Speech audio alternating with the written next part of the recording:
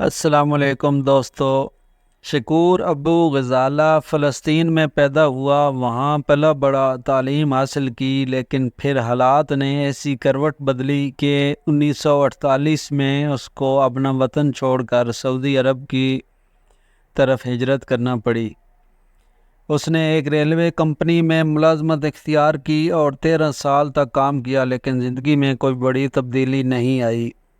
اس کی خواہش تھی کہ میں نے جس طرح پرمشقت زندگی جی ہے، میرے بچوں کی زندگی ایسی نہ ہو۔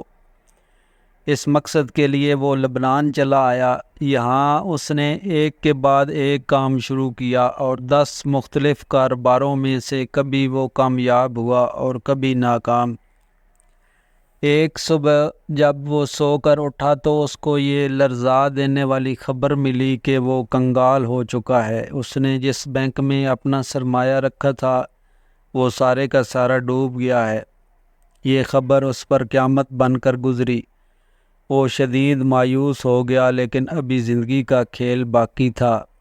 کچھ عرصے بعد اس کو اطلاع ملی کہ تیل کی بدولت ساری دنیا سعودی عرب کا رخ کر رہی ہے، کیونکہ اس نے زندگی کے خوفناک تھپڑ کھائے تھے۔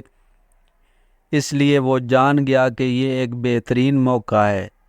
وہ جدہ آیا اور حالات کا جائزہ لیا تو معلوم ہوا کہ باہر سے آنے والے لوگ عربوں کی طرح کھجور اور اونٹنی کے دودھ کے ساتھ خشک روٹی کھانے کے عادی نہیں ہیں۔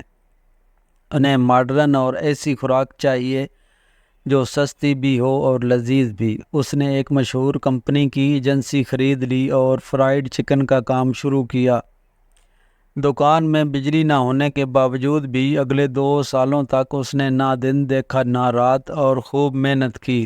وہ رات کو 12 بجے تھکا ہارا گھر لوٹتا تو اس کے لباس سے تیل کی بو آ رہی ہوتی، لیکن اس سے زیادہ وہ اس بات پر پریشان تھا کہ سخت محنت کے باوجود بھی فروخت اچھی نہیں ہو رہی تھی۔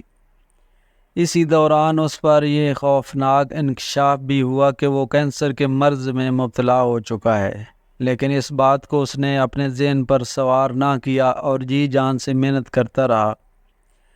کچھ ہی عرصہ میں اس کا کاروبار چل پڑا، لیکن اس میں اب بیماری سے لڑنے کی ہمت نہیں رہی تھی۔ چنانچہ 1976 کو وہ اس دنیا فانی سے کوچ کر گیا۔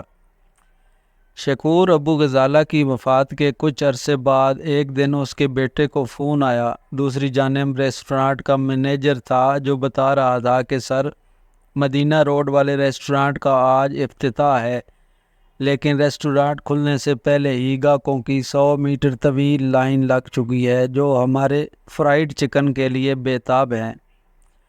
آپ کو اگر سعودی عرب جانے کا اتفاق ہوا ہو تو آپ نے وہاں کی مشہور سوغات البیک کا مزہ ضرور چکھا ہوگا۔ آپ کو جان کر حیرت ہوگی کہ یہ برانڈ اپنی پروڈکٹ کی تیاری میں وہی چیزیں استعمال کرتا ہے جو باقی لوگ کرتے ہیں، لیکن اس کے باوجود بھی اس کا ایک پیکٹ حاصل کرنے کے لیے لوگ لمبی قطار میں کھڑے ہو کر انتظار کرتے ہیں۔ ایک عام سی پروڈکٹ کی اس قدر مقبولیت کے پیچھے آخر راز کیا ہے؟ آج کی اس تحریر میں آپ کے سامنے وہ نکات پیش کریں گے جس پر اس کمپنی کی لیڈرشپ عمل پیرا ہے، اور اسی کی بدولت 120 برانچوں کے ساتھ ساتھ آج یہ عرب ممالک کا مقبول ترین فوڈ بن چکا ہے۔ اس فوڈ برانڈ کے بانی شکور ابو غزالہ نے اللہ تعالیٰ کو اپنے بزنس میں پارٹنر بنا لیا تھا۔ رات کو وہ جب دن بھر کا حساب کتاب کرنے بیٹھتا تو جس قدر پیکٹس فروخت ہوتے، فی پیکٹ وہ 1 ریال صدقہ کرتا۔ اگلے دن بزنس دگنا ہوتا اور وہ صدقہ بھی دگنا کر دیتا۔ جیسے جیسے اس کا کاروبار بڑھتا گیا اس کے صدقے کی مقدار بھی بڑھتی گئی۔ پھر یہ اس قدر بڑی رقم بن گئی تھی کہ کئی سارے خیراتی ادارے اس رقم پر چلنے لگے۔ 1976 میں جب ابو غزالہ کا جنازہ اٹھا تو اس کی اولاد کے ساتھ ساتھ یہ ادارے بھی یتیم ہو گئے۔ باپ کی وفات کے بعد جب اس کے بیٹوں کو اس خفیہ پارٹنرشپ کا پتہ چلا تو انہوں نے اس روایت کو برقرار رکھنے کے لیے فی پیکٹ 2 ریال صدقہ کرنے کا فیصلہ کیا، اور پھر اللہ تعالیٰ کے ساتھ شراکت داری کی برکت سے مختصر عرصے میں یہ برانڈ دنیا بھر میں مشہور و معروف ہو گیا۔ جی ہاں، یہ البیک کی بات ہو رہی ہے۔ جو لوگ بھی سعودی عرب گئے ہیں ان کو اس بارے میں ضرور پتہ ہوگا۔